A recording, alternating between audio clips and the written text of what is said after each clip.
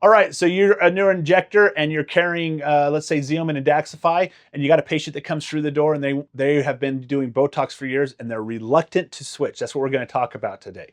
So all the time, patients will come in stuck on Botox brand, and I want to push them into a cheaper alternative for me, cheaper alternative for the patient, Daxxify and Xeomin. How do I make that switch? The first thing I do is I educate. Hey, you're doing Botox. Do you know what that looks like? And then I pull a model out. I got this model several years ago. Don't ask me where, don't ask me how, because I can't remember, but it's been floating around in my practice forever. This is the Botox molecule, and it separates into the accessory protein and the active ingredient. And I explain all of the toxins have the same active ingredient, botulinum toxin type A. As such, they're all going to kick in 2 weeks. They're all going to last 2 to 4 months, which is largely dose dependent.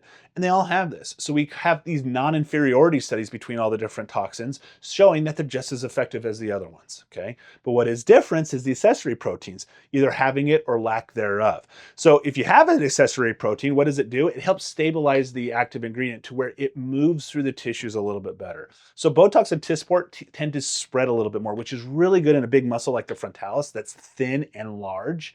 Whereas Xeomin and Daxxify, because it's just the active ingredient, you inject it, it stays where you put it.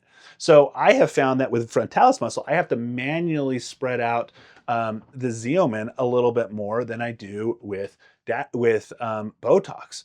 So instead of doing maybe 5 injection sites on the frontalis muscle, I might do 10 and manually spread it out. I tend to get better results when I do that. Same amount of units, like if I want 20 units on frontalis muscle, I'll do 10 with 1 unit at each spot.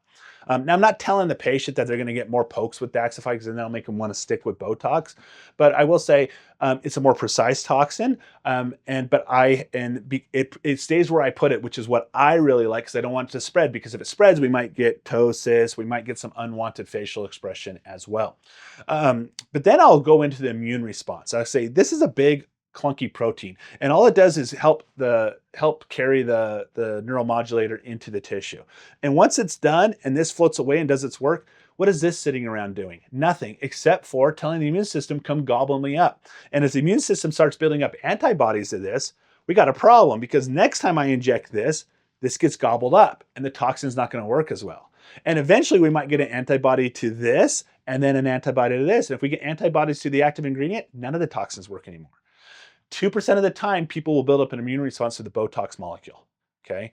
And it's usually about 5-10 years into doing it. Once that happens, man, we're on a slippery slope, because now we got to switch them to a pure tox, and maybe the pure tox isn't working because we already have an antibody to the active ingredient, and it's a pretty tragic situation. When I start talking about immunity, clean products, pure tox, things of that nature, the mind automatically wants it. And then I finish it off with saying, oh, by the way, in my practice, Xeomin's cheaper. I charge $1 less a unit than Botox. So I'm going to save you money right out of the gate. And then they're in. Okay, because they do the math. Oh, I do 50 units. I'm going to save $50. I get a pure tox that works just as well as Botox. Let me give that a try. And then treat them accordingly. Make sure you're dosing them appropriately. Make sure you're not underdosing them, because if they don't get the similar results, they're never going to go back to that, right? But let them also know, hey, I'm going to figure out a recipe here that works with you. In 2 weeks, come back. If it's not quite right, I might need to add some, and we kind of go from there. So that's how I address concerns from patients that are trying a new toxin when they've been used to another one. Try it out in your practice, see if it works for you. It's worked really well for mine.